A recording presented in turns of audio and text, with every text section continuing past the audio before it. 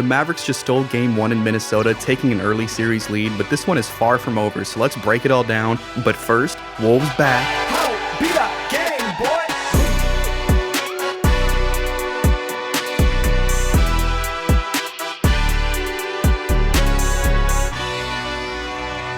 All right, so coming into this one, the Timberwolves were favorites, I want to say by about 4.5 points, and it lived up to the line in the first quarter anyways because it was really competitive. Both teams were competing at a high level. Luka made a difficult shot here in the paint, but that's just what he does. Cat got the first bucket for the Wolves, and then this pull-up jumper right here in the first quarter was just one of 4 non-3-pointers that Anthony Edwards took, and we'll touch on that a little bit later, but that's just unacceptable. Kyrie hit the tough jumper here. Again, another nice bucket on the backdoor cut. Kyrie hits the floater. And then Jaden McDaniels was really the story for the Wolves of the first quarter. He was knocking down threes left and right. And as a Wolves fan, you have to feel encouraged, but you're also left wondering, can he sustain this? Can he keep hitting threes at this high of a rate later on in the series? But look, speaking of Kyrie, he finished the quarter with 13 points, which is not a great sign for the Wolves. And he took the matchup with Ant personally. Of course, after Game 7 in Denver, Ant said on TNT, I think it was, that he's got the Kyrie matchup and he's looking forward to that. And then after Game 1, Kyrie said he heard that and he took that personally, which of course, they're competitors, that's what they do. And the Wolves jumped out to an early lead, but the Mavs went on an 11-0 run. And then who else to spell the run but Kyle Anderson, of course.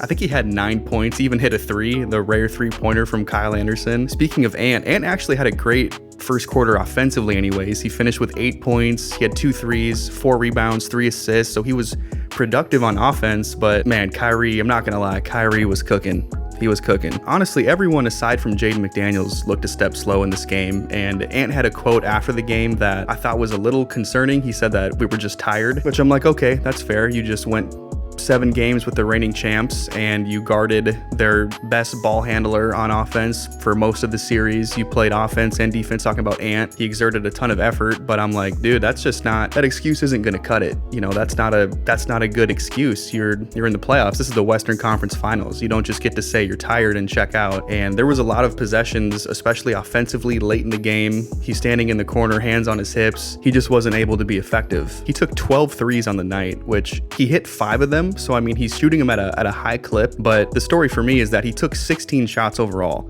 So he took 4 non-3-pointers and he only made 1 of them, which that is inexcusable. And I know they're doubling up on him. They're blitzing the ball a lot of the times, but there was a lot of cases, especially late in the game. I noticed they weren't doing that. They weren't sending 2 at the ball. He didn't really look to attack. And after the game, he did say that Dallas's bigs were playing him a little differently than the previous 2 series. In the previous 2 series, the bigs were coming up more. And in this one, Gafford and Lively are staying back to the basket. They don't want to let Ant attack. They don't want to let the Wolves attack. They want to limit the points in the paint. And look, to their credit, the Mavericks did a great job of that. The Wolves were hitting threes in the first half, and that's why they had the lead. That's how they jumped out to the early lead. They were hitting their threes. Jaden was hitting his threes, but then they stopped. In the second half, they weren't hitting those threes. And I think that's what was so concerning for me. At the end of the first half, the Wolves were shooting like 44% from 3. The Mavs were shooting like 14% from 3, yet the Wolves were only up 3. That is not a great sign if you're a Timberwolves fan, because you're shooting the lights out and you're only up 3 points. And that's because on the other end of the court, the Mavs were just able to get into the paint. It seemed like if Luka or Kyrie got even a half a step on their defender, I was just like chalking it up as 2 points in my head every time. And again, that's a credit to them. They're 2 of the best offensive players in the world, and they were aggressive. Their offense flows through both of them, and they did a great job in this one. So credit to them. The Wolves got to make some adjustments. They got to come back. They got to figure some stuff out. A lot of times they were sending 2 at the ball, and I thought the Mavs had a good plan of attack. I thought PJ Washington left a lot on the table. There was a lot of wide open shots he had off the pick and roll. He would pop off the screen, and the Wolves would blitz Kyrie or Luka, and then he would be wide open for a 3. He missed a handful of wide open ones. Gafford got some wide open looks. Lively got some wide open looks under the basket. I think that's what's concerning, is that the Mavs did leave some on the table offensively because of how the Wolves were defending them. They just missed open shots. And we all knew this was going to be a tough matchup.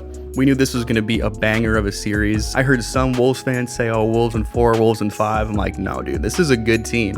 and this is a much different Mavericks team that we saw earlier on in the season. Obviously, the Timberwolves had the #1 defensive team throughout the entirety of the season, but throughout the last 20 games of the regular season, the Mavs actually had the #1 defense. We knew this was going to be a battle. It's going to be a long series. Game 1 was a feel-it-out game, and it was a close game. There's a lot of series left. It's not doom and gloom if you're a Timberwolves fan. I think it's concerning if they go down 0-2. If the Wolves drop game 2, even though they are a good team on the road, you're then flying to Dallas, and you have 1 day off. You just had 3 days off coming off the Denver series, and you're tired.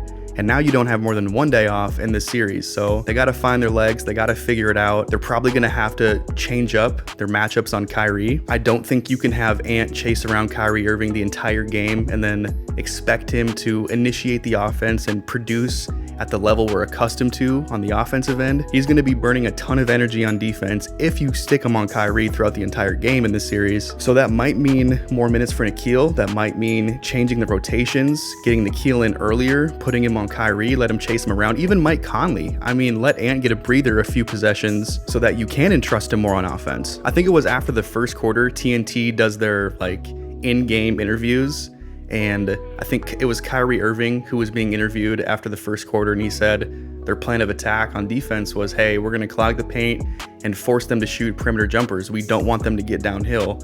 And that's exactly what they did. And the Wolves kind of played into their hands, and it was working for the first half and for some of the third quarter because they were hitting their threes, they were knocking down open jumpers, but then they just went cold. And with how poorly the Mavericks were shooting throughout this game, the Wolves had a chance to jump out to a double-digit lead, and they just were never able to build up that big lead that they probably should have, and it could have carried them to the end of this game. And so I think if you're the Wolves and you look back at the film, they're going to figure stuff out. Game 1 is always a feel-it-out game, so I'm not overreacting here at all. For a positive takeaway, if you're a Timberwolves fan, this was a close game, and our superstar, Anthony Edwards, played one of his worst games of the playoffs. Because in Game 7 against the Nuggets, he shot 6 of 24, finished with 16 points.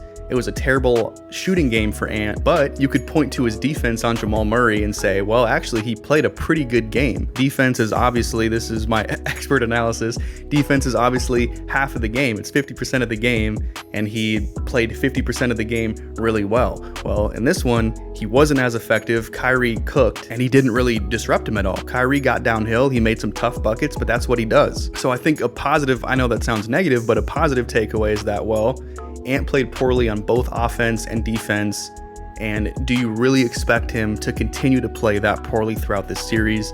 My answer would be no. You only lost by 3 points. Your best player had his worst game of the playoffs, in my opinion. Your second best player on offense, the guy you rely on to contribute the second most, Karl Anthony Towns, he had a poor night. 16 points on 6 of 20 shooting, 2 for 9 from 3. So I mean, the law of averages tells you he's probably not going to shoot that poorly going on in this series. He might have a couple more duds here and there, but you hope to get more from him. Now you can kind of average that out with Jaden's stat line because he had 24 points, 9 of 15 shooting, 6 of 9 from 3. Probably not going to get that out of Jaden every night. I still think the Wolves left a lot on the table offensively. If you're trying to spin it and be hopeful, there's a lot to be hopeful about here.